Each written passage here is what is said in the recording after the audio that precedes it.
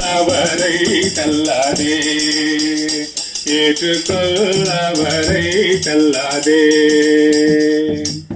ஜெபம்.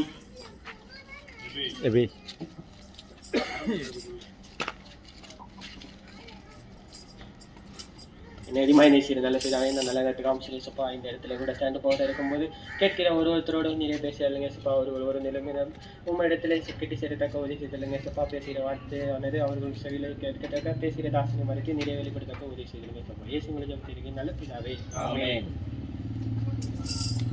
ஆணிகள் பாய்ந்த கரங்களை விரித்தே, ஆணிகள் பாய்ந்த கரங்களை விரித்தே, ஆவலாயே சுன்னை அழைக்கிறாரே, ஆவலாயே சுன்னை அழைக்கிறாரே. இந்த பகுதியிலே வாழ்ந்து வசித்து வருகிற எங்களுக்கு அன்பானவர்களே, இந்த சாயங்கால வேளையில இந்த விடுமுறை நாட்களிலே கூட உங்கள் மத்தியிலே வருவதற்கான ஒரு நோக்கம் இருக்கிறது. இந்த ஆண்டவராகிய நேசரை பற்றி சொல்வதற்கு மாத்திரமே உங்கள் மத்தியிலே வந்திருக்கிறோம். நாங்கள் பெற்றுக்கொண்ட அந்த அன்பை, நாங்கள் பெற்றுக்கொண்ட நித்தியானந்தியமான சந்தோஷத்தை, சமாதானத்தை நீங்களும் பெற்றுக்கொள்ளும்படியாக உங்களுக்கு அறிவிப்பதற்காக வந்திருக்கிறோம். இந்த சாயங்கால வேளையிலே இந்த விடுமுறை நாட்களிலே கூட ஒரு சில நிமிடங்கள் இந்த நேசரின் அன்பை குறித்ததான இந்த வார்த்தைகளை கேட்கும்படியாக உங்களுடைய செவிகளை எங்கள் பக்கமாக சாய்ப்பீர்கள் என்றால், இந்த வார்த்தையின் பக்கமாக சாய்ப்பீர்கள் என்றால் உங்களுக்கும் உங்களுடைய ஆத்மாக்கும் கூட பிரயோஜனமா இருக்கும். இது மெய்யான வார்த்தை, இது ஜீவனுள்ள வார்த்தை. இந்த வார்த்தையை நாங்கள் விசுவாசிக்கிறோம். நாங்கள் இந்த வார்த்தையினுடைய விடுதலையை பெற்றவர்களாக உங்களுக்கு முன்பதாக சாட்சியா இருக்கிறோம். இந்த வார்த்தை உண்மையுள்ள வார்த்தை, எங்களுடைய வாழ்க்கையிலே கிரியை செய்த வார்த்தை. இந்த வார்த்தைகளை உங்களுக்காக வாசிக்கிறோம். இந்த பரிசுத்த வார்த்தையை உங்களுக்காக வாசிக்கிறோம். ஒரு விசை கேளுங்கள். காலம் நிறைவேறிற்று, தேவனுடைய ராஜ்யம் சமீபமாயிற்று, மனம் திரும்பி சுவிசேஷத்தை விசுவாசியுங்கள். மார்க்கு 1:15 இவனமாக சொல்லுகிறது, காலம் நிறைவேறிற்று, தேவனுடைய ராஜ்யம் சமீபமாயிற்று, மனம் திரும்பி சுவிசேஷத்தை விசுவாசியுங்கள் அப்படி என்று வேதாகமம் சொல்லுகிறது. இந்த மனம் திரும்பி சுவிசேஷத்தை விசுவாசியுங்கள்.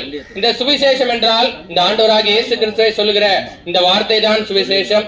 மனம் திரும்ப வேண்டும் அப்படி என்று சொல்லுகிற பதமானது எதை சொல்லுகிறது என்றால், நம்ம இந்த வாழ்க்கை நாட்களிலே நாம் பிறந்த நாள் முதற்கொண்டு அநேக கஷ்டங்கள் வாயிலாக, அநேக நஷ்டங்கள் வாயிலாக சமாதானம் இல்லாத ஒரு சூழ்நிலையில வாழ்ந்து கொண்டிருக்கிறோம். நம்முடைய வாழ்க்கையிலே ஏகப்பட்ட எதிர்பார்ப்புகள் காணப்படுகிறது. இதன் மத்தியிலே வாழ்ந்து கொண்டிருக்கிறோம். இதனுடைய முடிவுதான் என்ன? இதனுடைய பலன் தான் என்ன? இவ்வளவு நாள் நான் கஷ்டப்பட்டிருக்கிறேனே, என்னுடைய வாழ்க்கையில முழுமையான நிம்மதி இல்லையே, முழுமையான சந்தோஷம் சமாதானம் இல்லையே. இந்த ஆண்டவராகிய இயேசு கிறிஸ்து வருகிறார் என்று சொல்லுகிறீர்களே, எப்பொழுது வருவார் அப்படின்ற கேள்வி உங்கள் மனதிலே இருக்கும். இந்த ஆண்டவராகிய இயேசு கிறிஸ்து வர ஏன் தாமதமா இருக்கிறது என்றால், அதற்கும் வேதாகம வசனம் சொல்லுகிறது. 2 பேதுரு 3:9 சொல்லுகிறது, தாமதிக்கிறார் என்று சிலர் எண்ணுகிறபடி கர்த்தர் தமது வாக்குத்தத்தத்தை குறித்து தாமதமாயிராமல் ஒருவரும் கெட்டு போகாமல் எல்லாரும் மனம் திரும்ப வேண்டும் என்று விரும்பி நம்மேல் நீடிய பொறுமையுள்ளவராயிருக்கிறார். இந்த ஆண்டவராக இயேசு கிறிஸ்து வருகிறார் என்று சொல்லி அநேக ஆண்டுகள் ஆயிற்று, ஏன் இன்னும் வரவில்லை என்று எல்லார் மனதிலேயும் கேள்விகள் இருக்கலாம். இந்த ஆண்டவராக இயேசு கிறிஸ்து ஏன் வர தாமதமாயிருக்கிறது என்றால், ஒருவரும் கெட்டு போக கூடாது, எல்லாரும் மனம் திரும்ப வேண்டும் என்று நம்மேல நீடிய பொறுமையுள்ளவராக இருக்கிறார். இந்த ஆண்டவர் ஏன் நம்மளை நேசிக்கிறார் என்றால், இந்த ஆண்டவர் படைத்த ஒரு மனுஷராக நாம் காணப்படுகிறோம். ஒரு பொருளை வாங்கினவருக்கு அந்த பொருள் அவர்களுக்கு மாத்திரமே சொந்தம். அவனமாக இந்த ஆண்டவராக இயேசு கிறிஸ்து உண்டு பண்ணின மனுஷனுக்கு அவர் மாத்திரமே அதிகாரம் உள்ளவராக இருக்கிறார். இந்த மனுஷர்கள் அவரை விட்டு அநேக உபாய தந்திரங்களை தேடிக்கொண்டவர்களாக, அநேக சிற்றின்பங்களை தேடிக்கொண்டவர்களாக, படைத்த தேவனை மறந்தவர்களாக இந்த மனிதர்கள் காணப்படுகிறார்கள். ஏன் இந்த வாழ்க்கையில கஷ்டம், சமாதானம் இல்லாத காரியம், அநேக விதமான துன்பங்கள் இருக்கிறதே ஏன் என்றால், இந்த ஆண்டவராக இயேசு கிறிஸ்துவை நாம் மறந்தவர்களாய் காணப்படுகிறோம். நாங்கள் கூட உங்களை போல அநேக கஷ்டங்கள் வாயிலாக நடந்து வந்திருக்கிறோம். ஆனாலும் இந்த கஷ்டத்தின் மத்தியிலே ஆண்டவர் எங்களுக்கு சமாதானத்தை கொடுத்திருக்கிறார். ஏனென்றால் ஒரு நாளில் ஆண்டவராக இயேசு கிறிஸ்துவை நாங்கள் விசுவாசித்தோம். இந்த ஆண்டவராக இயேசு கிறிஸ்து எங்களுக்காக மரித்தார் என்று நம்பினோம். நீங்களும் மரித்தார் என்பதை நம்பினீர்கள் என்றால் உங்களுக்கு இந்த மெய்யான சந்தோஷம், சமாதானம் கிடைக்கும். நம்மேல நீடிய பொறுமையுள்ள இந்த தேவன் கண்டிப்பாக நம்முடைய எல்லா கஷ்டத்திலிருந்தும் விடுதலை தருகிறவராக இருக்கிறார். ஓ தாகமா இருக்கிறவர்களே, நீங்கள் எல்லாரும் தண்ணீர் அண்டைக்கு வாருங்கள் என்று வேதாகமம் சொல்கிறது. இந்த தாகமாய் இருக்கிற எல்லாரும் கூட இந்த ஆண்டவராக இயேசு கிறிஸ்து அண்டை வருவீர்கள் என்றால் உங்களுடைய வாழ்க்கையில எந்த ஒரு பிரச்சனை இருந்தாலும், எந்த விதமான சந்தோஷம் இல்லாத காரியம் இருந்தாலும், எவ்வளவு கஷ்டத்தில் இருந்தாலும் அந்த கஷ்டத்திலிருந்து உங்களை விடுவிக்க நேசரால் முடியும்.